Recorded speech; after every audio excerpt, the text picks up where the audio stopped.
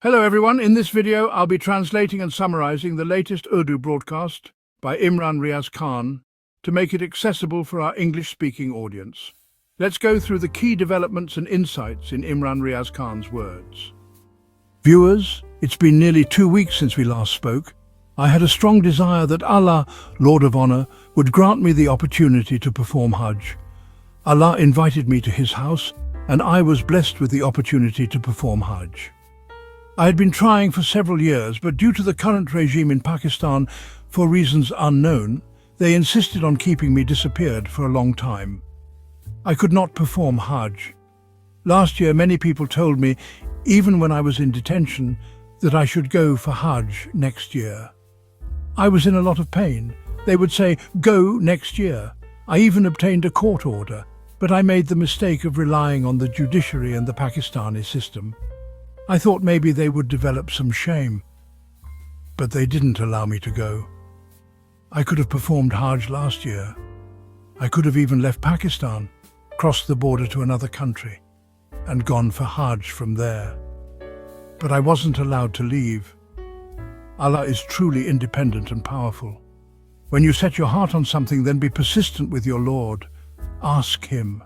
I kept asking repeatedly. People mocked me, which caused me great pain. Some even said that Allah doesn't love Imran Riaz. That's why He didn't call him for Hajj. That deeply hurt me. Now those people should reflect. I was inside Pakistan, an Islamic country, the so-called Islamic Republic of Pakistan, and they didn't let me go for Hajj. I was stopped by the ISI and the police were used. Some police officers even begged me, pleaded with me, but it was the intelligence agency of this Islamic Republic that stopped me from performing Hajj. But today, I'm in a non-Muslim country. I can easily get up and go for Hajj from here.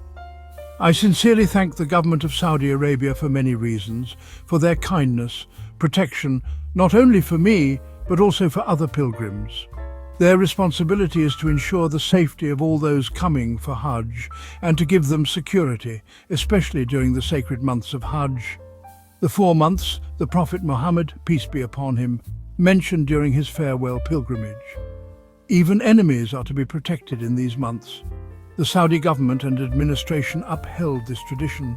I could feel and see things. I was receiving information, but I trusted in my Lord, the one I depended upon, and He took me safely and arranged for my protection. I thank Allah greatly. He was kind enough to bless me with Hajj. I also want to thank many people, those who took me with them in their Hajj group, those who were with me and helped me, explained things to me, shared knowledge, worshipped with me. I was slightly injured as well, and those who helped me during that time, I am thankful to them too. I won't mention their names to avoid causing them trouble, but I want to thank everyone who stood by me. I made many new and valuable friends. There are people who helped me both inside and outside Pakistan, here in the UK and in Saudi Arabia as well. Many people supported me in this entire process. Otherwise, things might not have turned out this way. Many people advised me not to go for Hajj, warning me of possible trouble. But I had faith in Allah, and Allah is the one who puts good thoughts in people's hearts. So I have returned safely, Alhamdulillah. I have a lot more news to share with you, but the breaking news right now, the biggest news, is that Israel has attacked Iran, and it's a very dangerous strike. From the visuals we've seen so far, Tehran has been hit along with some other sites. The attack was carried out using missiles. Some reports indicate that the Israeli Air Force was involved and that long-range missiles were fired. Now, the United States has denied any involvement.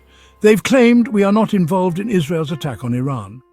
But within 24 hours, the United States has taken some steps, or made statements, that suggest otherwise.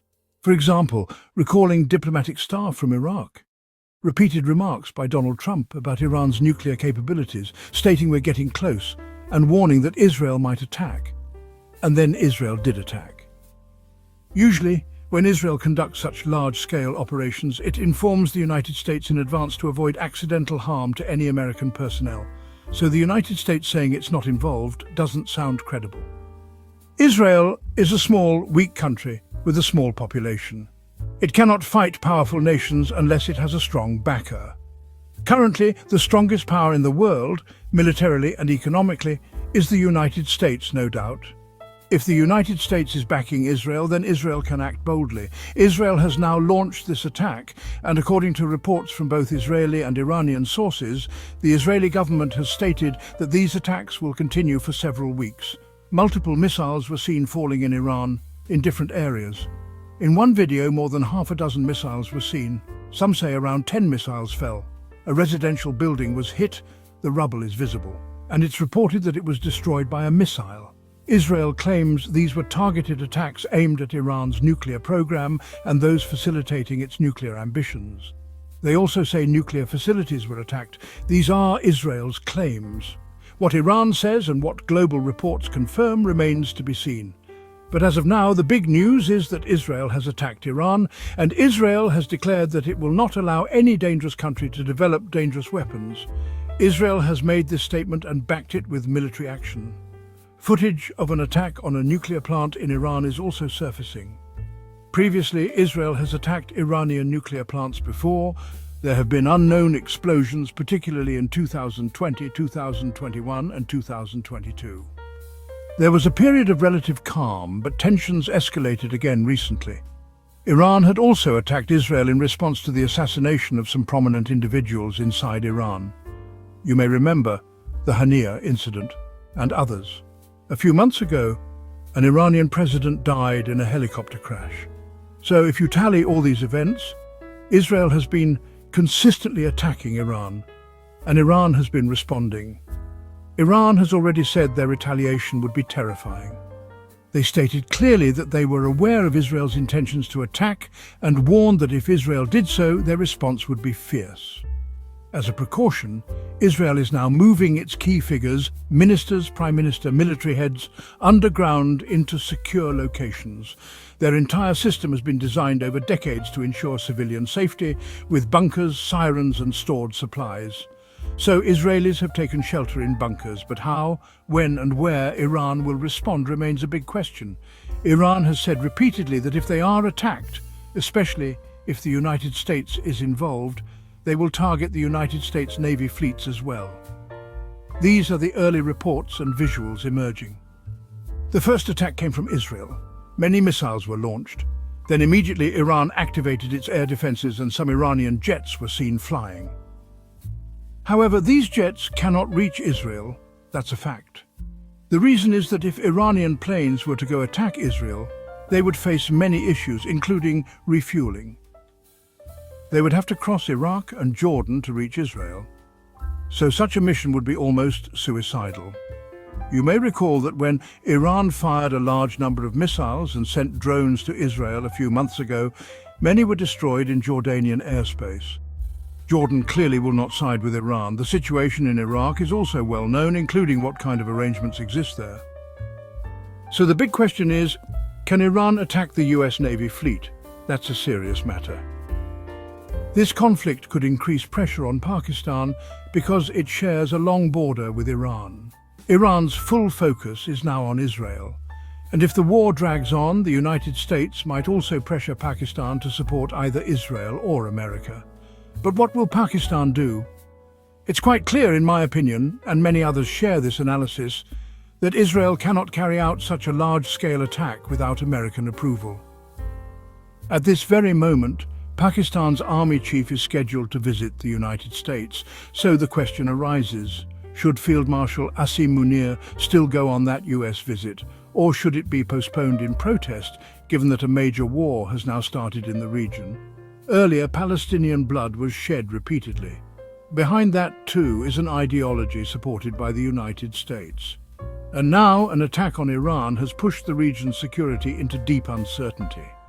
So viewers, I ask again, should the army chief visit the US or not?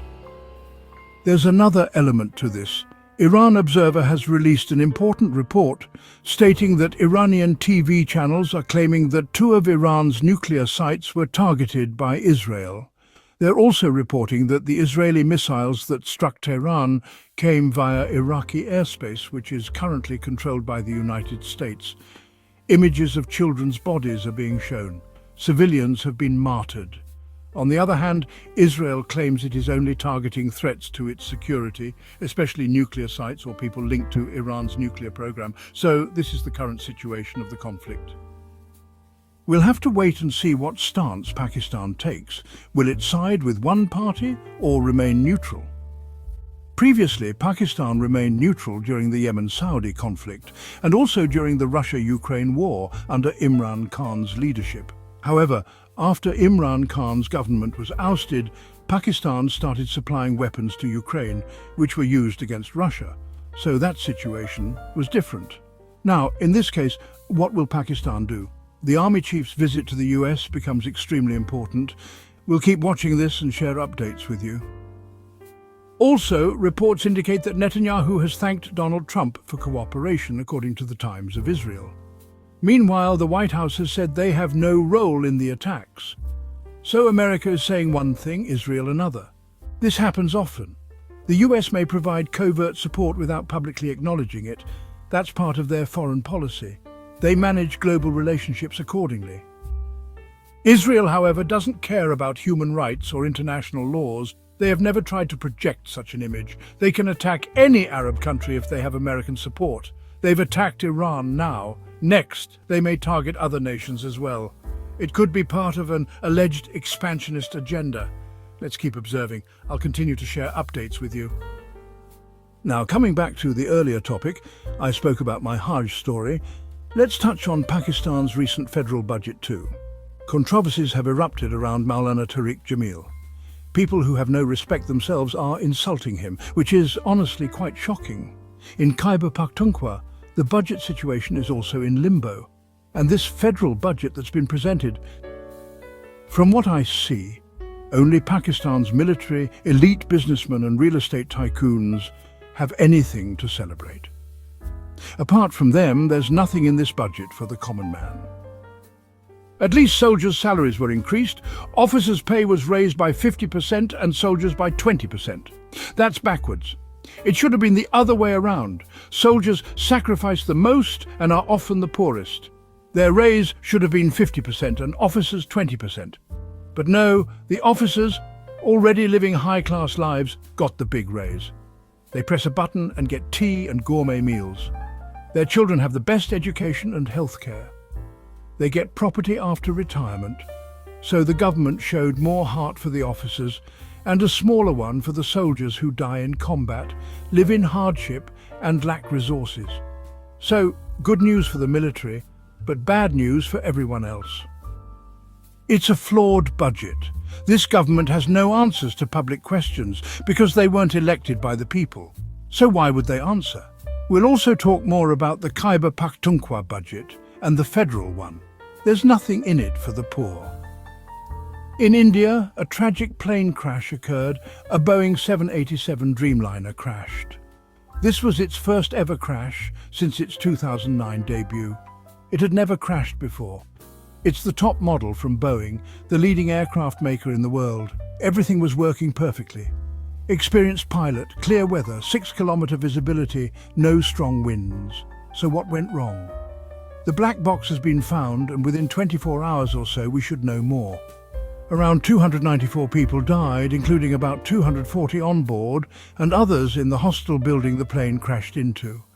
This is a tragic incident. So what stood out?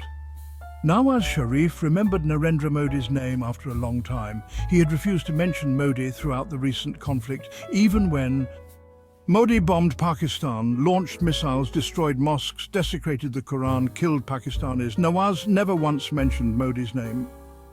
But now, when this Indian plane crashed, Nawaz Sharif expressed condolences, which is fine, but he specifically included Modi's name in his tweet. That says something. I don't want to say too much more. You can infer what kind of alignment Nawaz Sharif really has. There are other stories I'll share next week. This session has already run long. As for this new war between Iran and Israel, major developments are unfolding. We'll continue to cover them. Pakistanis have announced protests. If Asim Munir visits the United States, there will be strong protests there. We'll see what happens and, how Pakistan's policy evolves. Why is Pakistan Tehreek-e-Insaf divided over this issue? We'll discuss all of that next week. That wraps up our translation of Imran Riaz Khan's video. I hope this English version helped you understand his message a bit better. Please like, share and subscribe to Awami Lens to help our community grow. Don't forget to leave a comment below and let me know what you thought of this effort.